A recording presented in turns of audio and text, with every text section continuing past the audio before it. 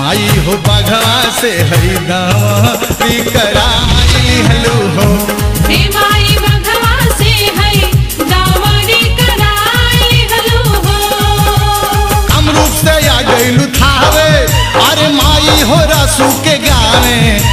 कमरूप से आ गईलू थावे अरे माई हो रसू के गावे। माई बाघवा से माई हो बाघवा से हई गाँव कराई हलू हो हे माई बाघवा से हई गाँव कराई हलू हो।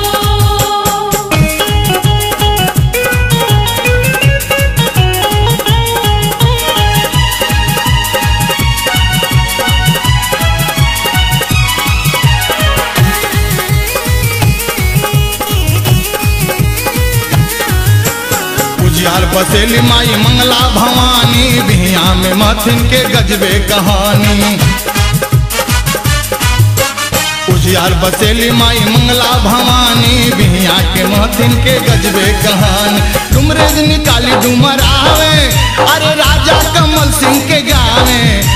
डुमरेज निकाली डुमर आवे अरे राजा कमल सिंह के गावे। माई बाघवा से माई हो बाघवा से हई गाँव कराई हलू हो हे माई बाघवा से हई गाँव कराई हलू हो।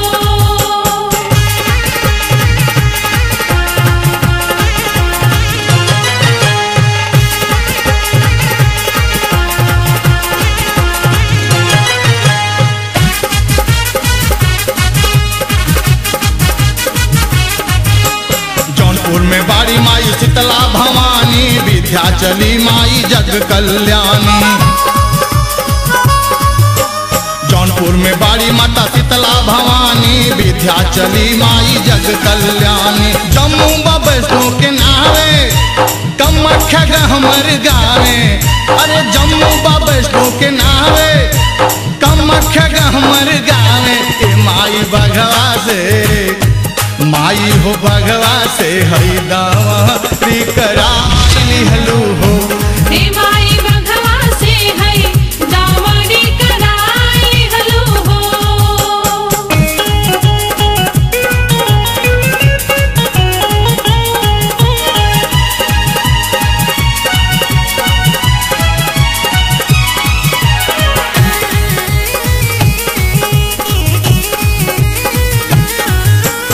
आजमगढ़ पलना बिराजे पलमेश्वरी कैमूर पहाड़िया माई मुंडेश्वरी। आजमगढ़ पलना बिराजे पलमेश्वरी कैमूर पहाड़िया माई मुंडेश्वरी। तारा चंडी सासारावे अरे शेरशाह सूरी के गावे।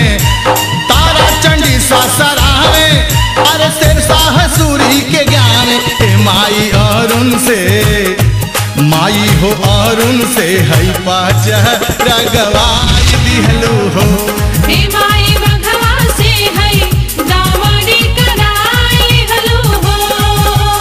अमरूप से आ गईलू थावे अरे माई हो रसू के गावे।